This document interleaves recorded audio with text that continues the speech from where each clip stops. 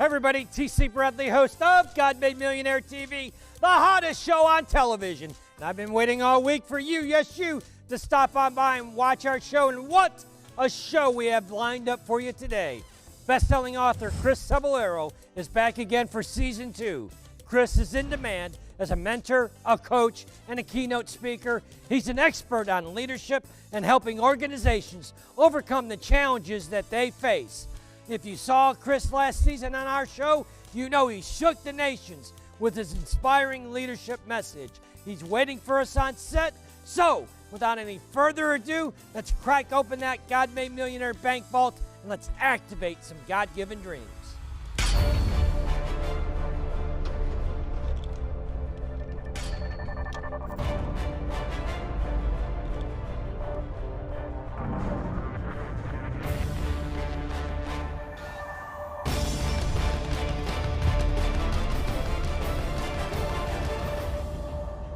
Chris, welcome back to the show. It's always great to be here with you, TC. Thanks a lot for having me back. Chris, I got to tell you, you brought the thunder in season 1 when you appeared on our show. So much so, we had such an incredible response to your show. What I want to do at the start of this show right now is just take a couple moments here and let the audience at home see just a few clips from your season 1 appearance. When we think about vision, if I say think about a door, you don't see the letters D-O-O-R. You actually picture a door. We are wired to think in pictures. In the absence of vision, we don't know where we're going, or we don't know when we're going to be there. Number 2 is, I need to know my responsibility in reaching that vision. Another core mistake is that we don't invest in the people that work with us. We invite these people into our organization to help us be successful, but we don't invest in them once they get there. And that's a big, big problem as well. Right. And I'm going to give you the secret to success before Right we now. end here. Right now. Okay. Treat your workforce like they're your clients and customers, and then watch how they treat your clients and customers. Chris, you've been busy since you've been on our show the last time, haven't you? You know, it's all about business. And I got to tell you, in this time of COVID, we've really had to set a new direction. I mean, we started off the year with these great goals and these great visions, and then all of a sudden, COVID put a stop to that. And one of the things that I think was important is we had to be able to stay true to the goals that we could have stayed true to, and a lot of things happened for me in 2020. Well, one of the things is I have to congratulate you. You've done it again. Published another book. It debuted #1 on the Amazon bestseller list. You beat out some pretty big names, big boy. Yeah, I got to tell you, I mean, I just love being able to teach, right? And sometimes that's standing in front of people. Sometimes that is writing books. Sometimes that's writing little blog posts. But one of the things that I wanted to do is write a book about coaching. And I get it all the time, man. People are going to say, you know, Chris, you're a coach. How do I start my own coaching business? And I try to give them a little bit of advice. But when I wrote this book, one of the things that was really important was, do I really outline for people how to develop a coaching business without them having the skills to coach people? So the importance of coaching really is a science. So I wanted to be able to develop the skills that you need to be a successful coach before we get into the, you know, the processes of how do you run a coaching business and what that looks like. What is an idea? You know, we've got people watching at home, and maybe you're watching this and you feel like a dream of yours is to become a coach, as you say. What would be your recommendation for that person? Well, one of the things that you got to think about is anybody can teach anyone something. I mean, we were put on this earth for some reason, right? We beat everybody out to be born and to kind of be in this position. And one of the things that I say to people all the time is that you have a special gift. And I hear you say that all the time as well. And if you don't share your special gift with people, you are really doing them a disservice. So you've got to be able to find out what your passion is, what your motivation is, what gets you out of bed in the morning, and then figure out how can you share that with somebody. So when you think about coaching, your job is to guide them. Your job is to teach them. Your job is to polish them. It's not to create another you. It's really to kind of help them to take your nuggets of wisdom, take your pearls of wisdom, let them polish them, and let them make them their own. And then in turn, they're taking the stuff that you gave them, and they're going to share it with someone else down the road. Chris, what would be who would be the ideal person that should read your new book? You know, I think that this is really going to be geared towards the frontline supervisors, the managers, and even the vice president and directors. But really, it's anybody. So when we think about this from a leadership standpoint, when we think about this from a coaching standpoint, leadership is influence. John Maxwell tells us that all the time. Nothing more, nothing less. If we can't influence people, we can't lead people. So, but one of the things that you think about is it's taking that influence and being able to pass it off. So anybody can teach, anybody can influence, anybody can coach at any given time. So if you want to be able to learn the science behind coaching, that's where this book comes in and gives you those skills. I mean, so when we think about this, you know, you talk about the art of service. If you're not going to be willing to serve people, don't think about coaching them. You know, then we talk about coaching yourself and how to motivate yourself. The hardest thing that we have to do is keep ourselves on that path and keep ourselves motivated and keep ourselves moving towards that, you know, that big goal and constantly continue to grow. I mean, leadership is something that you have to learn every day, and that journey never ends. If you can't influence people, you can't lead people. That's powerful, man. I mean, that's really, I mean, and you know, that's, the law of influence, and we've got to be able to make certain that people want to, I mean, they need those mentors, they need those role models, and we've got to be able to figure out the best way to ingratiate ourselves. You know, we've got to touch their heart. If we can't touch their heart, we're not going to be able to take their hand and say, follow me, right? Right. And that's really where it's going to move into, to say, how can I best help you? How can I best guide you? How can I get you from where you want to be? One of the things that I ask people all the time is, where are you in reaching your goals? Well, I don't know if I have any goals.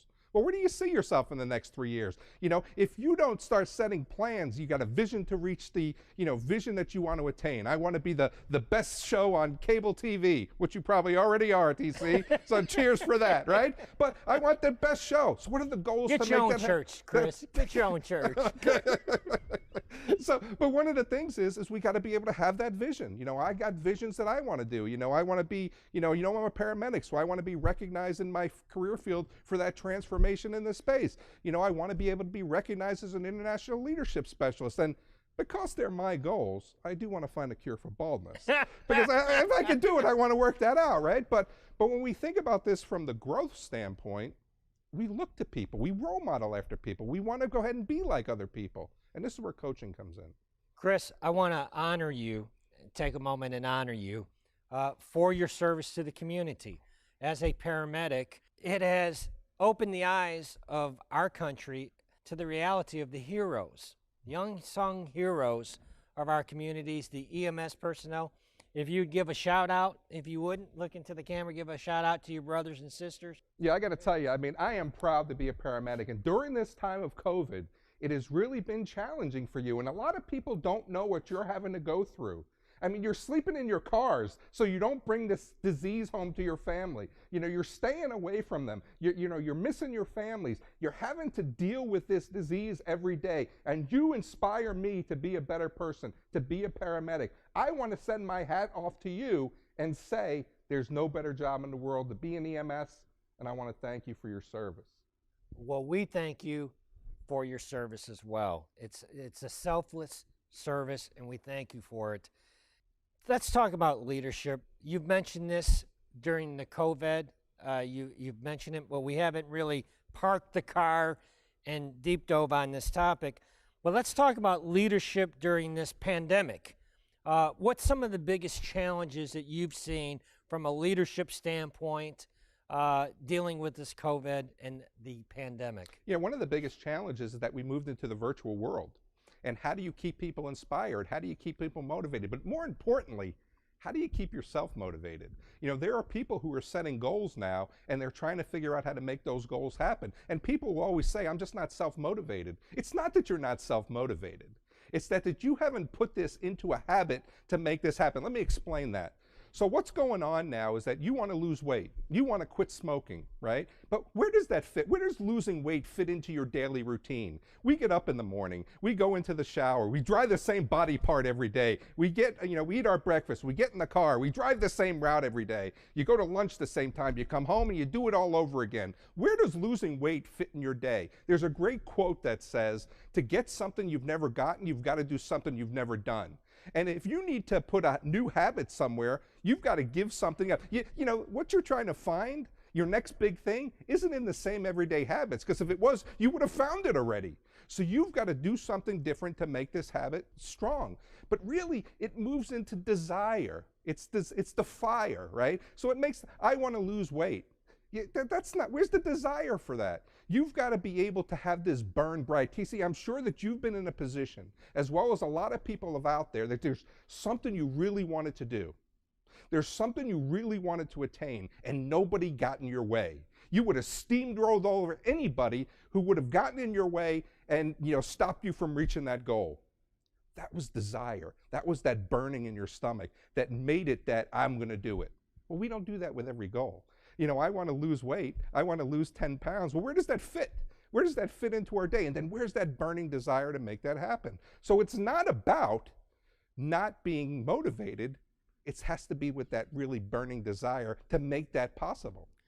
How important is commitment to success in your viewpoint? Because I believe that the clouds part and you get divine providence when a man or a woman is committed. Only then will you see the heavens move on your behalf. What's your opinion on commitment in reference to leadership? You know, commitment is important. Never underestimate the power of consistency, right? So when you're consistent, you're committed to the process. And it's the consistency that keeps rolling it along. It builds the momentum. You've seen those big pictures, those memes where the guy's pushing that big rock up the hill. Well, you know what? He's getting it up the hill. And that's really with consistency of one step at a time. You've got to be committed to yourself. This is, when you talk about commitment in leadership, you're committing yourself. It's for you. I mean, you give yourself that gift, and a lot of people are backing away from that because of speed bumps and because of hurdles and because of, you know, challenges that get in their way. They've got this vision, they've got this goal, and then all of a sudden, something happens that's unplanned. And now it's better to make an excuse. We call that procrastination, right? Procrastination, right? It's better to make an excuse. And then when we make that excuse, TC, we blame everyone else but ourselves. What's the biggest challenge for a leader today during this pandemic? You know, I think it's inspiration and motivation of your team. We're not in the office. You know, I can't see them. I can't touch them. I can't influence them. I see them in 6 boxes on my Zoom screen, right? We've got to be able to try to find the ways to give them what they need to be successful when they're away from you. We don't forget their goals. Our job is to help them develop to the next level. People come to us with a set of skills. People come to us with a set of knowledge. If we're happy with that, where's our organization going to go? I don't hire you for what you've done. I hire you for what your potential is of what you're going to do for me.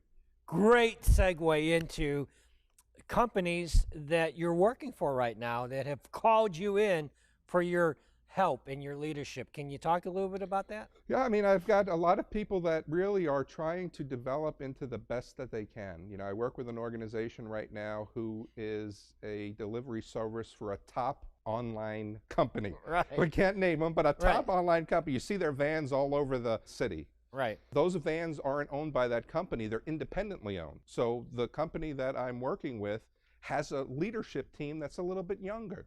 They have good passion, they have good knowledge, but they don't have the science. They don't know how to take the science and utilize it. So some of the things that we're trying to do is develop good process flow. What does good workflow look like? Companies less than 2 years old, right? We've been with them since the beginning. And now we're trying to develop what those processes look like. But we've got to be able to teach them the art and science of leadership, because there's 110 employees that work in that organization. They've got to be inspired. They've got to be motivated. And the true measurement of leadership success is how engaged, satisfied, and productive your workforce is. It makes no difference. There are leaders who are worrying about the bottom line, and they're worrying about the capital, and they're worried about the resource management. You need to invert that pyramid of the org chart, put yourself at the bottom, and put those employees at the top. Because that's the true measurement of leadership success, is how successful they are. When they're successful and they're delivering a great customer experience, you don't have to worry about the bottom line, because it'll take care of itself. Right.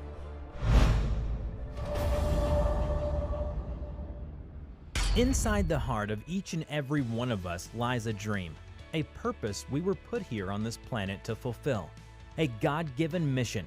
And when we tap into it, God will unleash unbelievable blessings over our lives, from our family to our finances. T.C. Bradley's new book, God Made Millionaire, will help you bring the abundant riches of the kingdom to all aspects of your life. Order God Made Millionaire today. Talk about the science of leadership. I'm fascinated to know more about that. You know, when we think about leadership is there, right? You talk about conflict resolution, you talk about communication, you talk about decision making, you talk about all these things, right? And it's really the interpretation of the science which gives people their specialty, right? John Maxwell, Tony Robbins, all the big names that are out. It's the same science. What I'm giving you is my interpretation of this science. And it's really breaking it down. You know, you put a little bit of conflict resolution in the beaker. You put a little bit of critical thinking skills in the beaker. You put a little bit of confrontation in the peak. Sometimes it explodes in your face and you got to go back to the beaker and start all over again. Leadership isn't about not making mistakes. It's guiding the best process that you can for the people who are trusting in you to take them to that next level. Chris, as you know, we're in the midst of the pandemic. So many people are at a defining moment in their life. Take us into, if you would, a defining moment of your life where everything changed. You were at a fork in the road, and it was a defining moment, and you made a decision, and it altered the course of your life. I mean, you think you're going the right way, but let's look at this pandemic, right? Okay. When 2020 started, I'm a person that I set goals. December's my goal building month. And then January, I start my goals. Writing the book was one of the goals for 2020. I wanted to develop a 10-week course on self-mastery. I wanted to make this amount of money. And then the pandemic came the spring, and I lost 70% of my coaching clients. I lost 120 speaking engagements.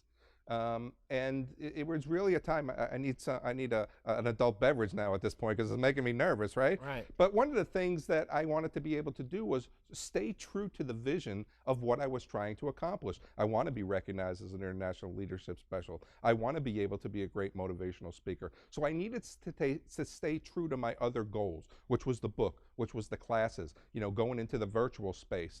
So I don't want to go ahead and say, how did my, veering that fork change, but how didn't it change? How I stayed true to what I wanted to be able to accomplish. And there's a lot of people out there that are kind of in the midst of that fork. Yogi Berra said, you get to the fork in the road, take it, right? Well, take the fork in the road, because this is a great opportunity. Restaurants have closed. People in the services and hospitality industry, years and years that they've been in business are looking for their next gig. This is your opportunity to grow. This is your opportunity to experience. This is your opportunity to do something you've never done before. What's the one thing you would do, TC, if you knew you'd never fail? Well, we're going to fail. It makes no difference. This is the time to get back to those dreams. Wonderful. Chris, talk about vision and how important it is to have a vision. Yeah, I mean, I talked about this on our last show. And, I read a good book one time that said, where there is no vision, the people will perish.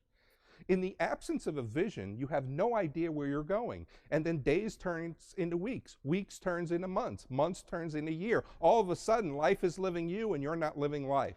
You've got to be able to put yourself in a position that you're able to see where you're going. If you're a leader, you've got to be able to give your workforce that vision and then let them know what their responsibility is to reaching the vision. I'll give you an example.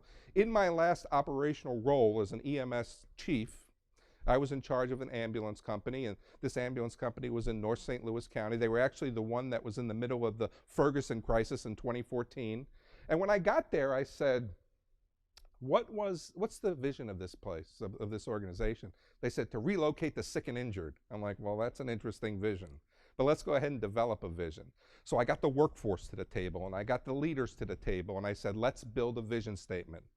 And a lot of people I'll ask the question, how many in your organization, how many organizations here have a vision statement? You got to see the pride, TC, when they raise their hand.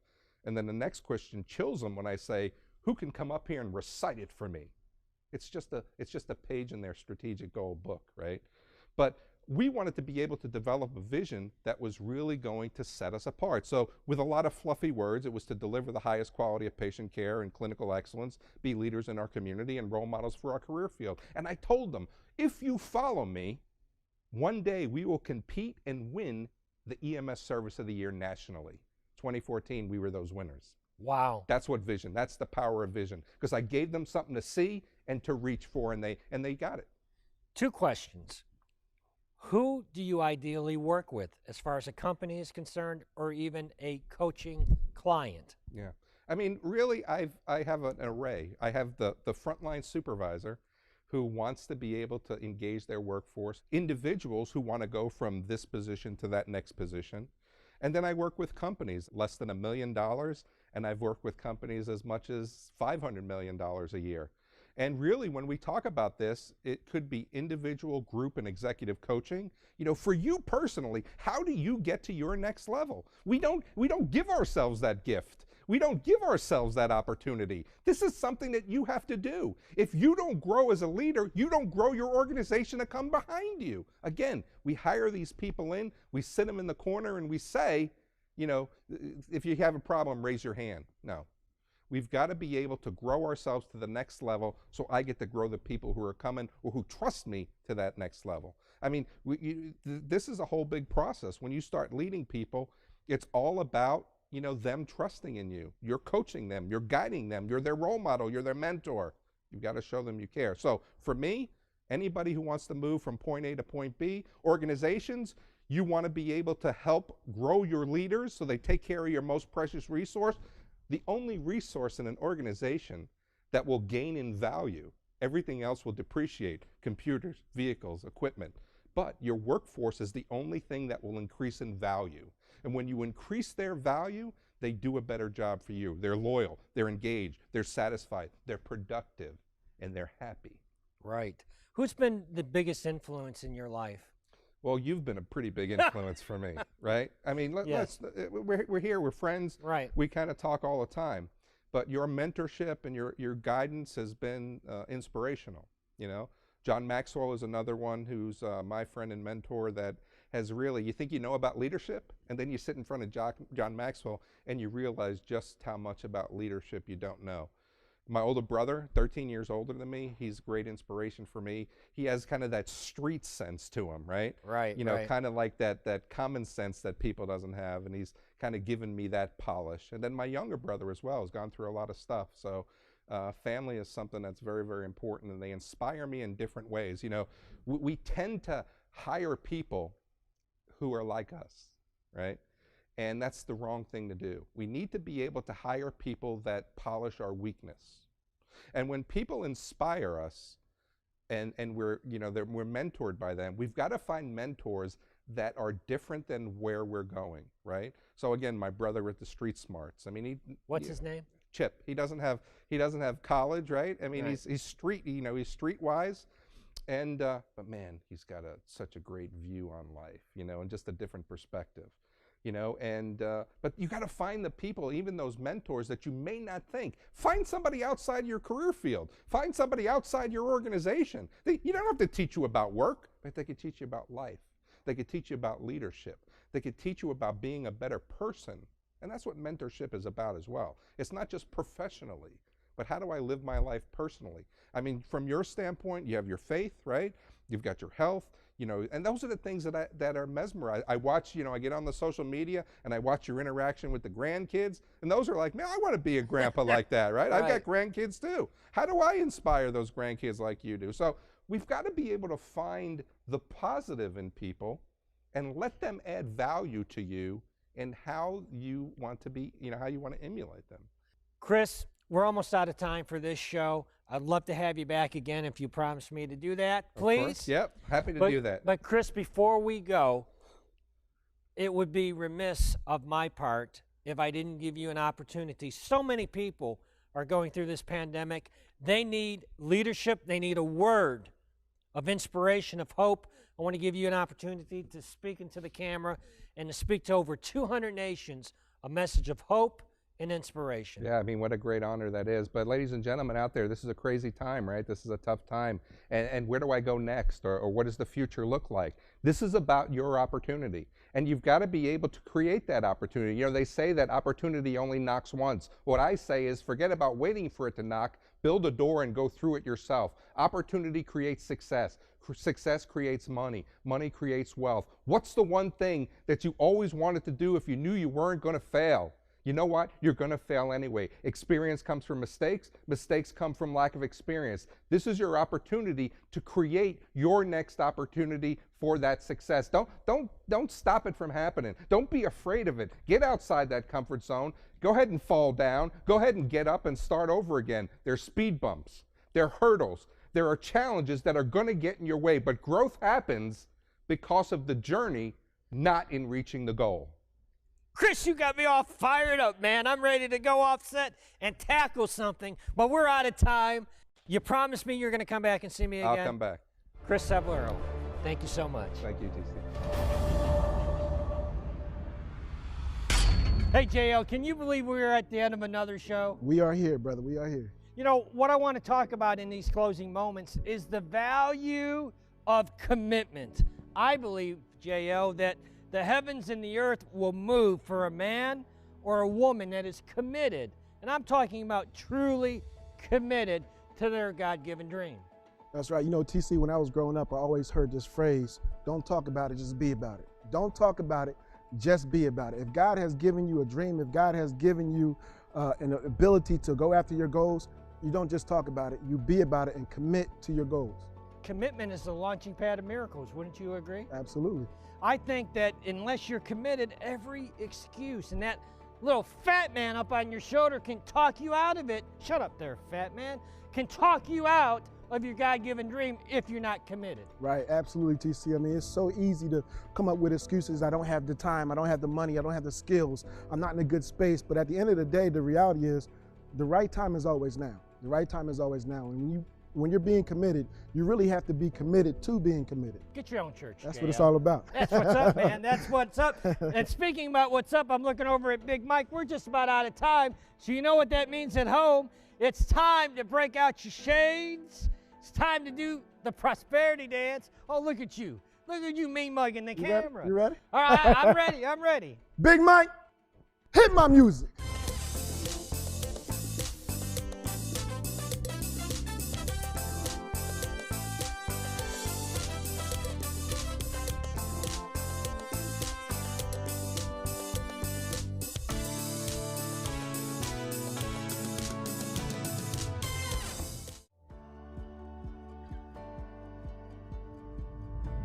Hey everybody, TC Bradley, host of God Made Millionaire TV, and I was thinking the other day of how my life was profoundly impacted and changed for the better when I published my first book, Supernatural Success. If you're watching this video, listen, you've been given a God-given dream to publish a book. He's given you an assignment to do. Well, we have a publishing company designed specifically from A to Z to handle all of those details for you. Set an appointment up with our publishing company so that we can talk to you about bringing your book to the marketplace and your voice to the nations on our show, God Made Millionaire TV, as a published author.